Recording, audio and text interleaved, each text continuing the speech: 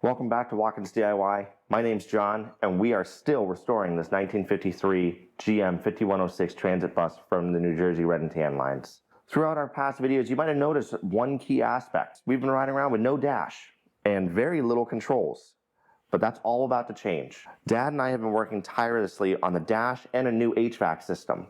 The original design in 1953 had one fan right here that would blow back, and that would be your defroster. Kind of silly how far we've come, huh? Well, I was able to find through a friend a HVAC system, heat and AC, from a newer ambulance. It's all self-contained and it fits right there. So first, Dad and I had to cut that thing apart to make it fit better with the dash, and then we could actually start the dash. And we've decided to keep the original dash but make it way better. We've added in HVAC ventilation, we've added in solid panels. We've done a lot to it that would have never been around in 1953. So I can't wait to show you our progress. Full disclosure, we're not done yet, but I wanted to give you guys an update of what we've done on our beautiful 40-foot, 70-year-old bus. Jonathan found this dual heating cooling unit. It has the AC evaporator here and the heater core. I guess it has a leak in it, so we are going to take it apart.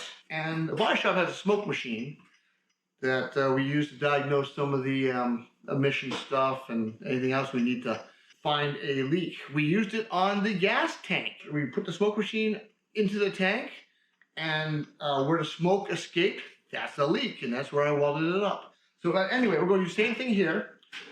For right now, though, we did a quick mock-up. I have to cut this piece out, and this piece here I already cut out to go around a bus brace that fits up behind the dash. And that will give us, well, not only will it give us an inch back, but it'll make it so it fits a little better in the front. Then tomorrow, I'm going to take this all apart. Jonathan and I will smoke test this thing, find out where the leak is. Either I'll solder or I'll call my buddy and he can solder it for us. And then we'll put it all back together and try to install this. And then I can keep going on the dash.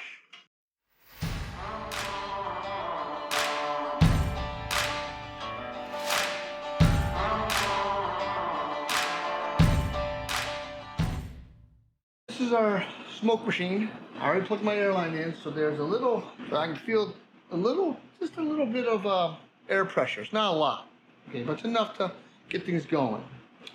It's hooked up to a car battery because you're actually working under a car, so you hook that into the battery. I have it hooked up into a jump box. No big deal. We'll turn it on, and it'll start producing smoke in about a minute. And it only works, oh, there it goes. Look, you can actually see it. I don't know if you can see that on the film. Look at that. I'm gonna put that into here. Let's see, now I have some stuff. See the smoke coming out? You see that? Get a little closer here. Okay. Oh, okay. Put this in here. And then I'm just gonna block the other end off my finger and look around. Find out where it's leaking. I might have to go out and get Jonathan to help me to see where it's coming out of. Jonathan thought it was the heater core side, but he said test them both. I'm hoping it's not inside the fins. I don't see anything. I don't see anything on the heater core side. And it should be backing up by now. So I'm gonna shut this off, check the other one, check the other side, and once I find the leak, I'll show you where it is. I got this thing plugged, get this thing in. I don't see any leak, nowhere. I don't see any kind of leak. To show you that it is actually testing, if I take this loose, there's all our smoke. So it is working, but I don't see any problem with this unit. All right, I called Jonathan in. He's working on the bus right outside. We did the test again. Went through a whole cycle, both the heat side and the cool side. And he agreed with me that we couldn't find a leak. And there's definitely smoke going through the whole system. What we think happened, this hose, you see where the hose clamp was. And it's not even past the the knurl. They had the hose clamp kind of right on the knurl. So I think whoever installed this the very first time at whatever factory it was in for whatever purpose they had, they didn't clamp this route and it always leaked antifreeze, and they figured this thing was no good. And he probably got a whole new unit under warranty, and Jonathan just happens to be at the right place at the right time like he always is, and next thing you know, he ends up with this thing. I'm just going to cut off the rest of this old hose that was all chowed up and no good. I'm going to take this unit here, and I'm going to put a couple rivets in this side to hold it back together. Where we want to mount this on the bus, there's a angle iron brace in the very front where we want to mount it. So I had to cut a groove in here to go around that angle iron brace because I need every inch I can for this to be under the dash to come down, and I still think it's going to be super tight. But we will give it a shot.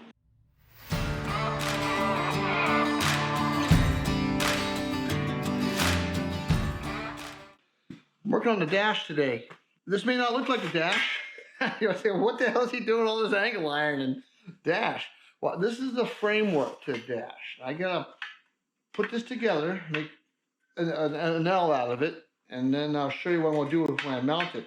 But I don't know if this is square. I can make this square, but it might not match the bus. So I'm just gonna put a couple of tack welds on the bottom here, bend this to where it needs to be after I test fit it, and then I will come back and weld it home. I'm just gonna put a couple of tack welds on the corner here so I can bend it past 90, into 90, a little less than 90. I don't know where the bus floor relates to where the inner part of the dash is that we have temporarily bolted in. So I'll weld this now, and I'll take a walk with you and I'll show you.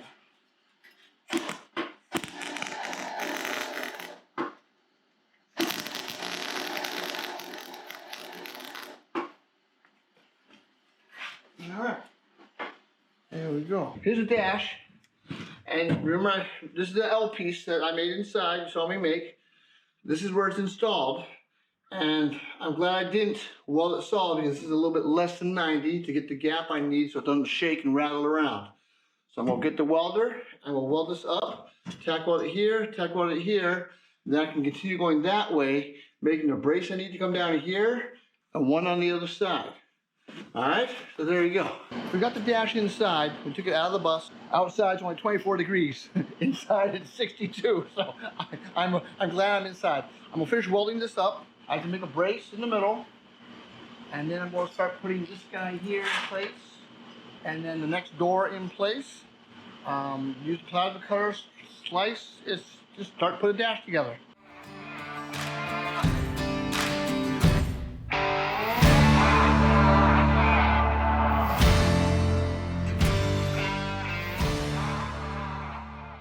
All right, so that's all welded together.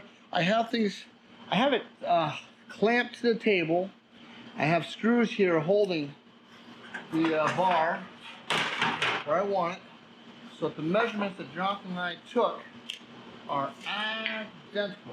I'm gonna try and find some sheet metal or brace metal to make a brace in the middle.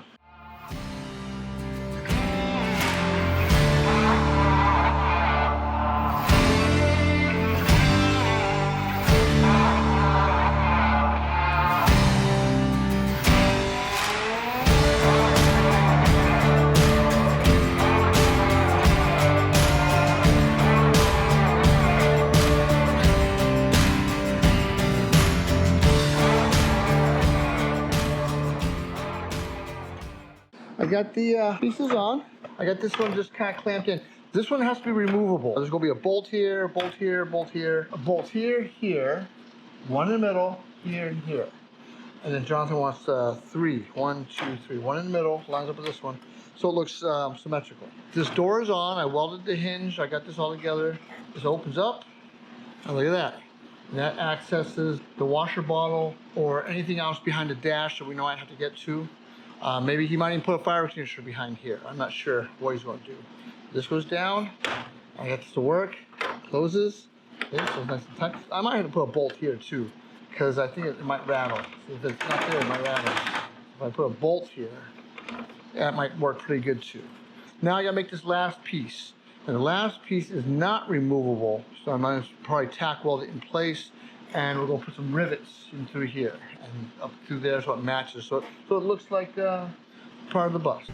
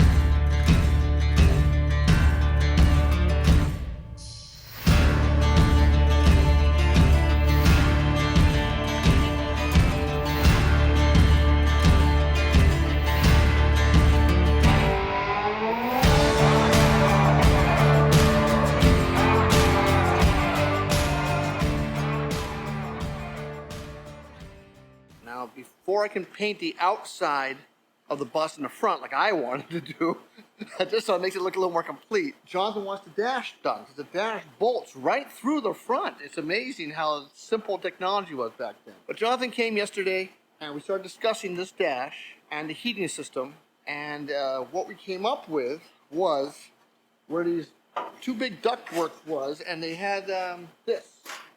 They had the cover, like this. They had two of these covers.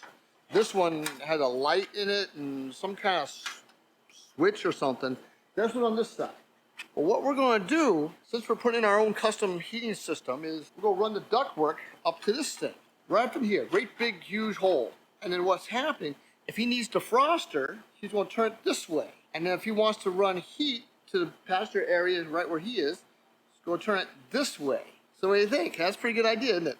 And there's two of these. I'm making the hinges now. I have to custom make hinges, and we're going to use those nylon lock nuts to kind of give it the tension it needs, and maybe even put some lock washers in the middle as spacers, but I have a lock washer so it'll be a little springy. That way it'll stay where Jonathan pushes it. But then after I make these covers, then I have to make a box that goes underneath here with a 4-inch inlet that we're going to connect a 4-inch hose to the big silver heater box that we were working on the other day.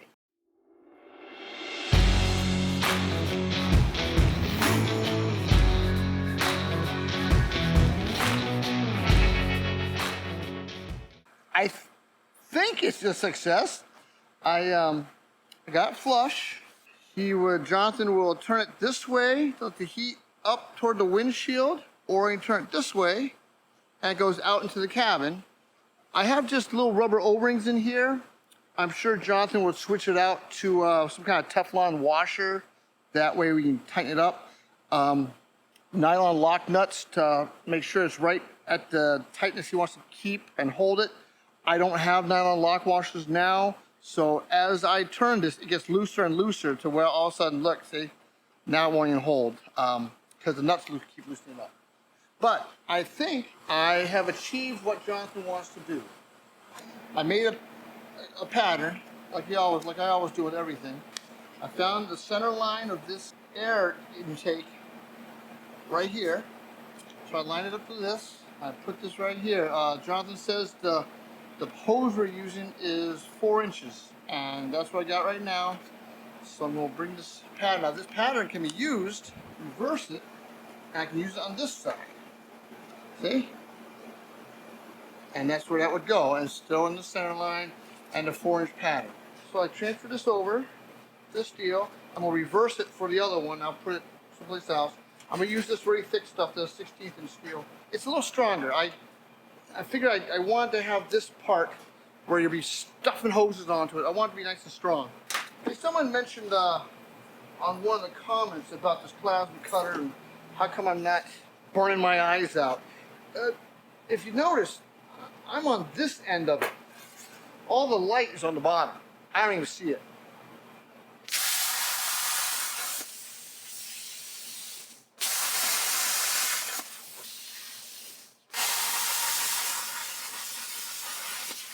Yeah, hammer, whack, whack. It should come right off. Oh, no piece right here.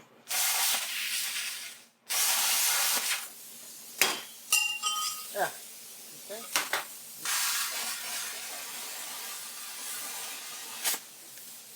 There we go. Nice thing about plasma cutters, you can kind of handle it. There's still some hot spots. Trust me, it's hot. But it's not so hot that if you did it with a torch, you'd be there for, I don't know, 20 minutes letting it cool down. This will fit right in here, right? In theory. There we go.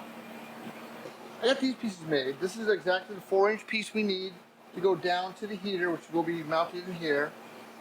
So I'm gonna make a pattern that comes this way, and since the instrument cluster's here, I think if I come on this side of it and go in, that'll divert the air here somewhere, and then I have to stay on this side of the line. That side, I can just go right to the front of the panel and let the air go right that way. So that side's gonna be a little easier. And since I'm a glutton for punishment, I always start on the harder side. So I'm gonna do this side first.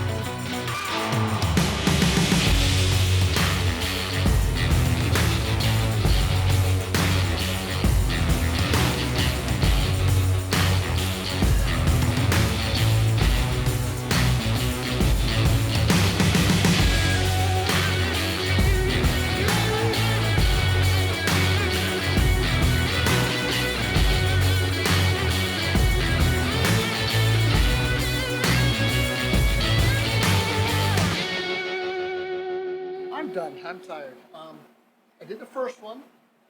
I got the bottom plate so you can unscrew it and have I had 7 screws. I wanted to do 6, but I needed 1 extra in the back to hold the back tight up. Jonathan could make a gasket on this if he wants, and then screw everything up so it's nice. I seam sealed most everything else so that once it dries, that seam seal is really good stuff. It will actually seal really well. Inside of these tubes, it was a little sharp, so I put some of this stuff on the edges too, so when we get our hand up in there, we're not going to be hitting anything sharp. I'm still working on the dash. The factory piece, this guy right here, he had 2 holes in it. I don't know what for other than ventilation. You see, I made this new piece that's not all rotted, and I made mine out of metal. Mine's out of real metal. But they have these 2 holes.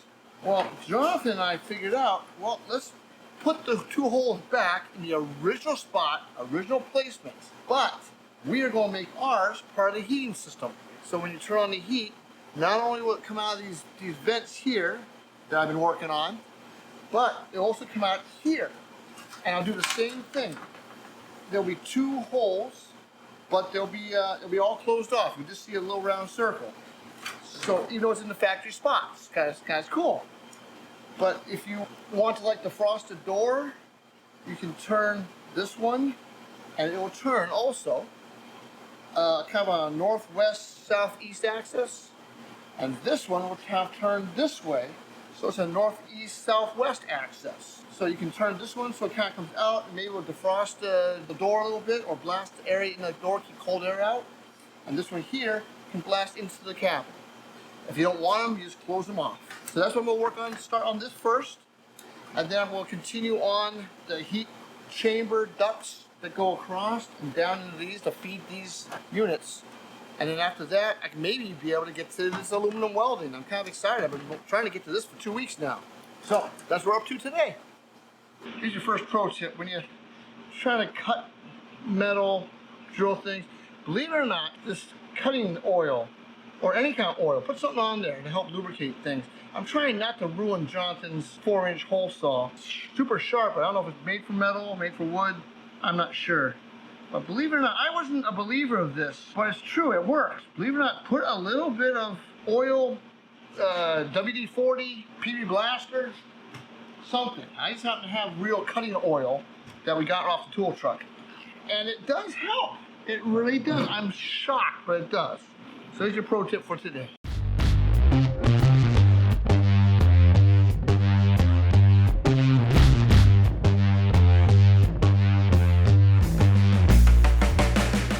There's our first hole. Okay, and I didn't work too bad. Every time I saw the oil start smoking, I put a little more oil on. The biggest thing I can tell you about cutting these big holes is go slow. Don't go ranking your drill up to highest speed. Turn it down, go slow, kind of cut. You don't want to try and burn yourself through, okay? There we go. Now, I know where to put it. Same rule as the other one. Just get some oil in there, let it cut, nice and slow, let it do its thing. You notice I'm not putting it right here because I'll tell you why. It's oil. It's all greasy and oil. As it is, I'm going to have to probably degrease this whole corner. I'm having to sandblast it just to get rid of that oil. Bodywork does not like to stick to oil. That's rule 1 in the bodywork book of rules. Like, don't put your auto body filler on top of greasy, oily, crappy metal. Okay, so there's your second pro tip for today. I have to make the other two sets of brackets that we use for the hinges. I'm going to do that with the plasma cutter and this 16th inch steel.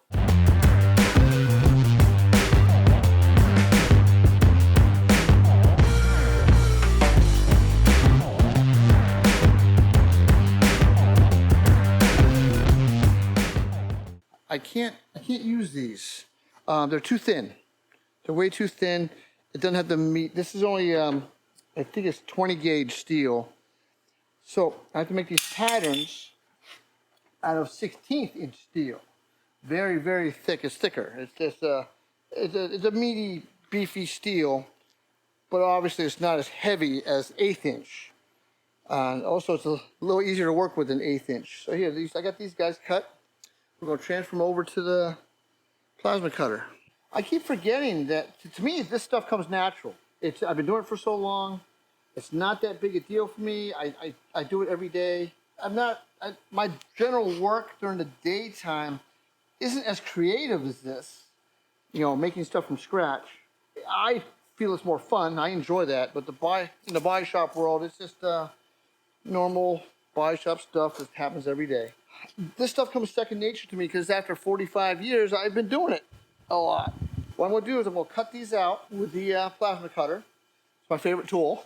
I'm going to try and cut that as round as I can. I think I'm going to use a roll of tape as a guide. So I'll do my best and now trim it up. It's got to be just a smidge smaller, if you remember, because it has to be able to turn inside the opening.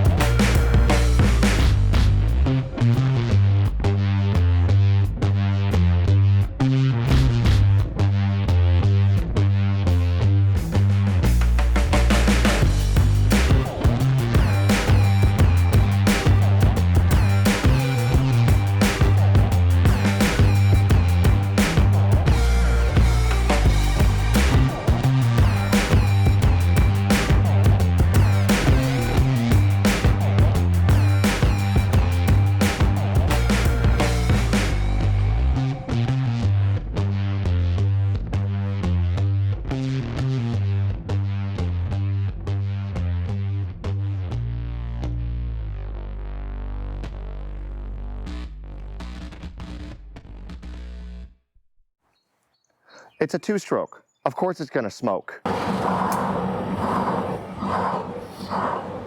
but that doesn't mean that I want the smoke inside the cabin. So besides all the other stuff that we got done, we found this old exhaust tip at the shop. I think it came off of a new Jeep Wrangler Rubicon. And we turned it upside down and we put it on. And it works and it's great. In conjunction with the panel that we built inside, we've got no more smoke inside, just outside.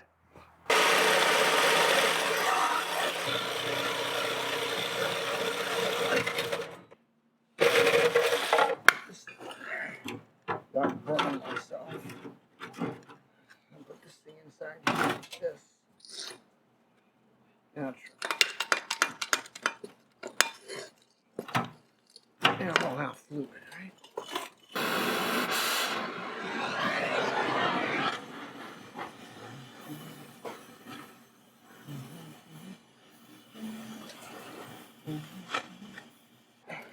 It's more or less kind of round. I need to make some steel pieces go in there. Oh, where's our piece? This guy. We want this to sit right about here. What do you think, John? Right about there? Or you want it coming out to here? What happens if you flip it upside down? It looks like this. So flip it back. Okay, flip that this way. Alright. I think I'm kind of. We got here or here, because there's a bracket on top, see? Well, we can take away the bracket. Why, but I personally like it a little bit out. Yep. like that. Okay. So I got. Looks like I have to add about a piece of pipe that's about a foot long.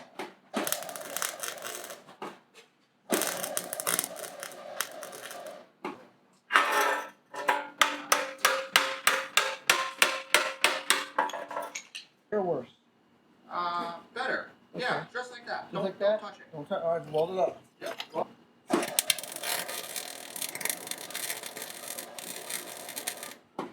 How's that look? Still okay? Looks beautiful.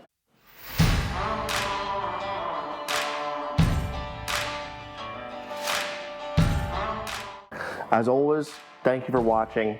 Please like, comment, share, and be sure to stay tuned for our next video where we'll show the dash being installed, hopefully, the HVAC system installed, hopefully, the rear framing on the bulkhead, and the spray foam.